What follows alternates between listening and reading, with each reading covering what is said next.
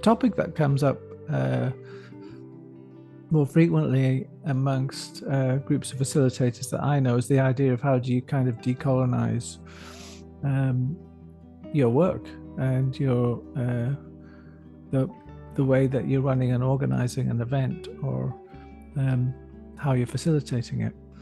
And it's also a kind of tricky, a hot topic, because the process of colonization itself has led to so many millions of deaths and to so much pain and hardship, and that still continues, and it's still happening now.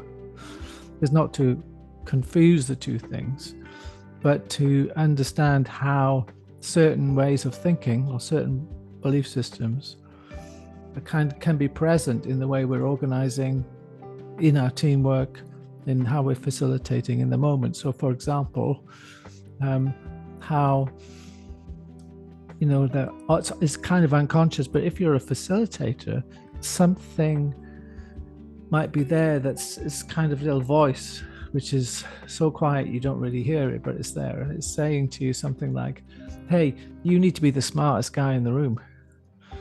You have to be. And that, why? I mean, hold on a minute. Why do I have to be the smartest guy in the room? Surely we believe in, the wisdom of the collective, or, you might actually have that as a belief system, but still you have to be smart. And how does that then play out? Is you might accidentally correct somebody if they say something which you think you know the truth of more than them, or you unconsciously judge the opinion of another person, or the facts that they are bringing, instead of actually finding out what's behind it. And I think this is also why it's important, not only because we don't want to keep on replicating the same, belief systems that have been around for 500 years that or more, that have caused so much devastation in the world, but actually, if we don't understand how we might be doing that, what happens is we miss opportunities for deep learning and entering into what's behind that. If I notice that somebody's saying something with a lot of authority, but I don't agree with them, or I don't agree with the facts of what they're saying in the room, then I can put them down.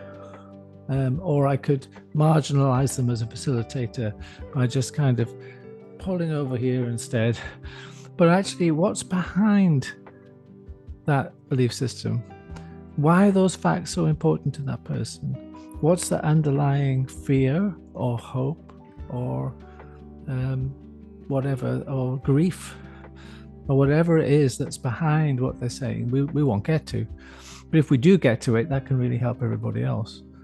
And also it can change. People can change their minds and change their perspectives in the moment.